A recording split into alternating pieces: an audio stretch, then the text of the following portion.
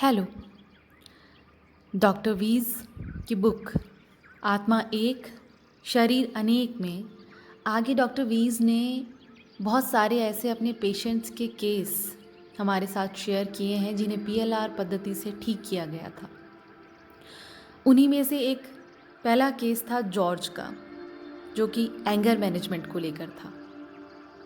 आइए देखते हैं डॉक्टर वीज़ उसके बारे में क्या कहते हैं। वे कहते हैं कि एंगर मैनेजमेंट एक ऐसी कला है जिसे सीखकर हम अपने वर्तमान तथा आने वाले जीवन को बार बार होने वाली शारीरिक और मानसिक हिंसा से बचा सकते हैं। यहाँ मैं एक ऐसे व्यक्ति का किस्सा बयान कर रहा हूँ जिसका इलाज मैंने उस वक्त किया था जबकि मैंने भविष्य गमन या प्रोग्रेशन को एक थेरेपी के रूप में शुरू नहीं किया था। यदि वह ये देख पाता कि उसके वर्तमान व्यवहार का भविष्य में क्या परिणाम होने वाला है तो शायद उसका इलाज थोड़ा जल्दी हो सकता था। जॉर्ज एक स्वयं को तबाह कर लेने वाला इंसान था जो सब कुछ कर रहा था जो वो कर सकता था। हृदयाघात, उच्च रक्तचाप का मरीज होने के बावजूद उसका वजन बढ़ रहा था। बेतहाशा धूम्रपान करता था, ज़रूरत से ज़्यादा काम करता था और आखिरी वक्त में अपनी छुट्टियां रद्द करने की अपनी आदत बना चुका था। दिल के इलाज के लिए दी गई दवाइयों का दुरुपयोग करता था, या तो भूल जाता था या एक साथ ले लेता था। उसे एक बार बहुत गंभीर हार्ट अटैक हो चुका था। उसके बाद दूसरी भी पूरी संभावनाएं थी। उसके कार्डियोलॉजिस्ट ने उसे मेरे पास भेजा तनाव प्रबंधन के लिए या एंगर मैनेजमेंट के लिए। जब वह मेरे पास आया तो उसने कहा कि क्या आप पुनर्जन्म के डॉक्टर हैं? मैंने कहा हाँ मैं हूँ। उसने कहा मुझे इस बकवास पर बिल्कुल यकीन नहीं। वो शायद मुझे विचलित करना चाह रहा था, पर अफसोस है कि ऐसा हुआ नहीं, क्योंकि बहुत से लोगों को ऐसा नहीं होता। वो बहुत जल्दी गुस्सा हो जाता था, आग बबूला हो जाता था और जैसे कि उसके हृदय पर हर समय एक तलवार लटक रही हो। उसने कहा कि मुझे बहुत गुस्सा आता है, मैं बस अपना होश खो बैठता हूँ, चीखने चिल्लाने लगता हूँ, मेरा चेहरा लाल हो जाता है, दिल इतनी ज़ोरों से धड़कना शुरू कर देता है मानो बस अभी फट जाएगा, मेरी सांसें तेज हो जाती है, मेरी इच्छा होती है कि जैसे किसी को मार दूँ, किसी को जान से मार दूँ। एक पागलपन सा हावी हो जाता है। जब आप अपनी पत्नी और बच्चों के साथ होते हैं तब भी क्या ऐसा होता है? तब तो इससे भी बुरा होता है और शायद और भी बुरा। कभी कभी जब मैं दफ्तर में किसी पर भड़क कर घर लौटता हूँ और रास्ते में थोड़ी शराब पी लेता हूँ तो मानो मैं और ज़्यादा गुस्से में हो जाता हूँ। मैं अपनी फैमिली से भी लड़ता हूँ, झगड़ता हूँ। मैंने कहा ठीक है, हम कोशिश करते हैं कि तुम्हारे इस गुस्से के स्रोत का पता लगाया जाए। उसने कहा मुझे लगता है इसके स्रोत मेरे पिता हैं। वो बहुत बहुत शराबी हैं, वो बहुत बुरे हैं। मैंने कहा देखते हैं, हमारे पास और भी पद्धति है। उसके बाद डॉक्टर वीज़ ने जॉर्ज पर पास्ट लाइफ रिग्रेशन थेरेपी आजमाने की कोशिश करी और जैसे ही उसे सम्मोहन में ले जाया गया उसने अपने आप को एक सराय का प्रबंधक पाया। उसने कहा कि मैं एक जर्मन नागरिक हूँ, मैं एक कमरे में लेटा हूँ और यह कोई मध्ययुगीन समय है। मैं बूढ़ा हूँ, 70 के पार हूँ, लेकिन बहुत कमज़ोर हूँ। कभी मैं बहुत ताकतवर हुआ करता था, लेकिन मैं एक हृदयहीन व्यक्ति हूँ। मेरा परिवार मेरे आसपास मौजूद है, लेकिन मैंने इन सब के साथ बहुत बुरा व्यवहार किया। इन्हें, मेरी पत्नी और बच्चों को मैंने बस एक उपभोग की वस्तु समझा, उन्हें लगातार उपेक्षा करी। मैंने शराब की लत में पर स्त्रियों से संबंध बनाए, लेकिन मेरी फैमिली मेरे ऊपर आश्रित थी तो वो मुझे छोड़कर नहीं जा सकते थे, चाहे मैं कितना भी बुरा हूँ। मैं हिंसक था, वो मुझसे डरते थे और हाल ही में मुझे हार्ट अटैक हुआ है, उसकी वजह से मैं अपने परिवार का मोहताज हो गया हूँ। वर्तमान में जॉर्ज की पत्नी उस जन्म में उसका पुत्र थी तथा इस जन्म की उसकी पुत्री उस जन्म में उसकी पत्नी थी। इस तरह के परिवर्तन आम बात है और इस जन्म में जो हमारे निकटतम संबंधी या मित्र हैं वे पूर्व जन्मों में हमारे लिए महत्वपूर्ण रहे हैं, शायद आगे भी वे हमारे साथ रहेंगे। ऐसा होता है। चूँकि वो इस जन्म में इतना बीमार था तो उसने बहुत ही जल्द अपना शरीर छोड़ दिया था और भौतिक शरीर की मृत्यु के पल आत्मा गुजरी हुई जिंदगी का पुनरावलोकन करती है। तब जॉर्ज ने बताया कि इस पल में जो भाव उसे सबसे ज़्यादा महसूस हो रहा था वह था अपराध बोध, जीवन को गलत ढंग से जीने का या कहें कि बर्बाद कर देने का अपराध बोध। इस अपराध बोध को अपने मन से निकाल दो, मैंने कहा। अब इसकी ज़रूरत नहीं। तुम्हारा परिवार अब अच्छी स्थिति में है और यह अपराध बोध तुम्हें व्यर्थ ही अतीत से बांधे हुए है। आतंक व हिंसा से बड़ी बेवकूफ़ी कोई नहीं हो सकती, उसने कहा। शरीर क्षण भंगुर है, अस्थायी है। प्रेम, सहृदयता हमें सुरक्षित रख सकते हैं। परिवारों में सहयोग और सेवा भावना ज़रूरी है। मुझे उनका ख्याल रखना चाहिए था जिस तरह कि उन्होंने मेरा रखा। प्रेम सर्वोच्च शक्ति है। उसके बाद मैंने अपने आप से कहा, मैं वर्तमान में भविष्य के बीच पड़े हुए देख सकता था। पुनः एक हार्ट अटैक, पुनः अपने परिवार के साथ दुर्व्यवहार, वही पुरानी कहानी। निश्चय ही कोई सबक मिलने वाला था उसे। अब मैं जॉर्ज के वापस आने का इंतज़ार कर रहा था दूसरे सेशन के लिए।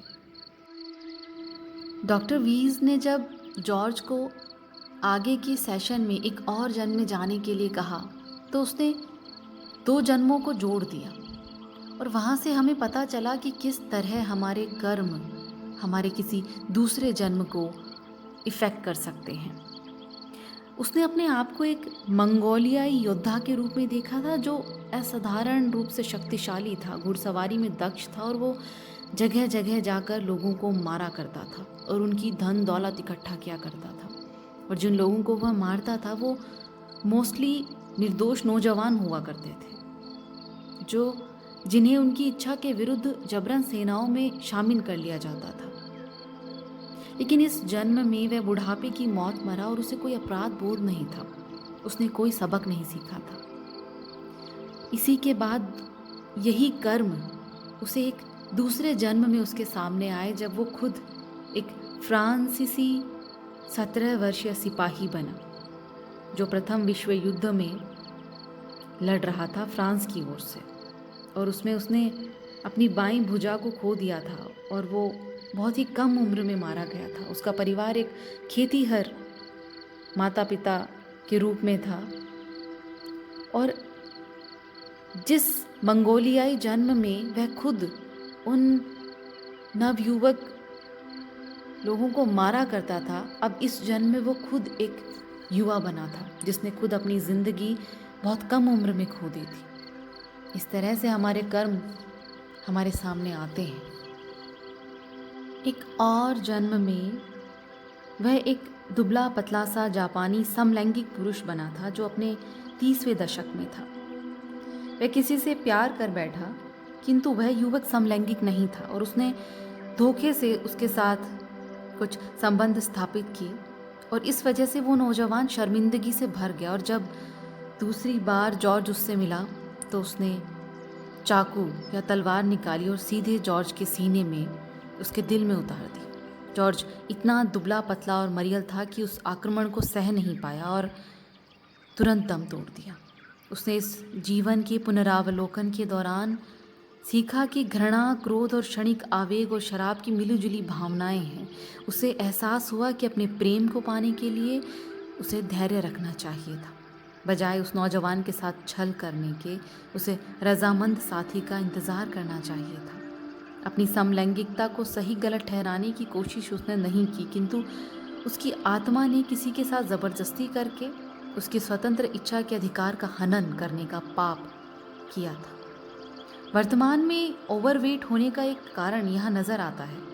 बढ़े हुए वज़न ने भले ही जॉर्ज की शक्ति और सामर्थ्य में बढ़ावा किया हो परंतु उसकी वजह से उसके हृदयाघात का खतरा कई गुना बढ़ गया था। कभी कभी लोग वजन इसलिए बढ़ाते हैं क्योंकि इससे उन्हें लगता है कि वे सुरक्षित रहेंगे। उन महिलाओं के साथ ऐसा अक्सर होता है जो किसी प्रकार के शारीरिक दुर्व्यवहार या बलात्कार का शिकार हो चुकी हों। अपने भारी शरीर अर्थात बढ़ी हुई शारीरिक सामर्थ्य के माध्यम से वे मन ही मन यह सुनिश्चित करने की कोशिश कर रही होती हैं कि कमज़ोर मानकर अब उनके साथ किसी तरह की ज़्यादती दोबारा नहीं होगी। यही बात यहाँ बलात्कारी जॉर्ज पर भी लागू हो रही थी, जो कि स्वयं भी हिंसा का शिकार हुआ था। इस जन्म में जॉर्ज के मोटापे की जड़ उस पूर्व जन्म में थी। जैसे ही जॉर्ज को यह बात समझ आई, उसके लिए डाइटिंग करना आसान हो गया। मैंने लिखा, क्या उसके पिछले जन्म की चोट, जो कि चाकू के वार से थी, उसके अगले जन्मों में हृदय की कमज़ोरी के रूप में सामने आई या आएगी? मैं किसी निश्चय पर नहीं था, लेकिन अक्सर ऐसा होता है कि हमारे शरीर के उन हिस्सों में घाव या कमज़ोरी हम लेकर पैदा होते हैं जो किसी पूर्व जन्म में बड़ी दुर्घटना के शिकार हुए हों। जॉर्ज के मामले में भी यह बात सच मालूम होती थी। जब जॉर्ज सम्मोहन की गहरी अवस्थाओं में प्रवेश करने लगा, तब वह इन तमाम अनुभवों से न केवल प्रभावित मालूम होता था, बल्कि स्वयं को बदलने की प्रेरणा भी ग्रहण करने लगा था। इसके बाद उसने अपने एक जन्म में अपने आप को एक पाषाण युगीन व्यक्ति पाया, जिसने जानवरों की खाल शरीर पर लपेटी हुई थी और जिसके हाथ व पैर बालों से भरे हुए थे। इस जन्म में वह बहुत कम आयु में ही मृत्यु को प्राप्त हुआ। वजह थी भूख, कुपोषण। वर्तमान जन्म में जॉर्ज की ओवरवेट अर्थात मोटा होने का एक संबंध यहाँ से भी मिलता है। अकाल जैसी विपदाओं के समय भूख या कुपोषण से मरने वाले लोग अगले जन्मों में अमूमन मोटापे का शिकार पाए गए हैं। इस तरह से वे अनजाने में यह सुनिश्चित करने का प्रयास कर रहे होते हैं कि दोबारा उन्हें कुपोषण या भोजन की कमी का सामना न करना पड़े। मैंने जॉर्ज के याद किए गए तमाम जन्मों को क्रमबद्ध किया और पाया कि सीखना सिर्फ चेतन मस्तिष्क के स्तर पर ही नहीं होता, बल्कि अवचेतन मन पे भी अनजाने में हम लगातार कुछ न कुछ सीखते ही रहते हैं। वह एक विशेषज्ञ की भांति अब सोचने लगा था और वो सकारात्मक और बेहद खुश नज़र आ रहा था, और अब पास्ट लाइफ रिग्रेशन थेरेपी में उसे बहुत अच्छे से यकीन हो चुका था। इन सभी थेरेपीज़ के बाद अब जॉर्ज का शारीरिक स्वास्थ्य बेहतर होने लगा था। उसका बीपी, उसका हार्ट काफ़ी सही होने लगा था। वह अच्छा महसूस करने लगा था। उसने बदलाव का रास्ता अपना लिया था और वो अधिक सफलताओं की तरफ आकर्षित होने लगा था। जॉर्ज के अंतिम सत्र की समाप्ति पर मैंने लिखा कि उसने अपने आध्यात्मिक हृदय के साथ साथ अपने भौतिक हृदय को भी स्वस्थ कर लिया था। जॉर्ज का वर्तमान जन्म गुस्से व हिंसा से मुक्ति के बाद पूरी तरह बदल गया था।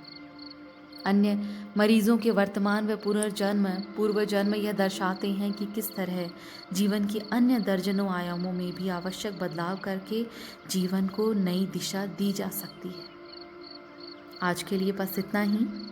Thank you.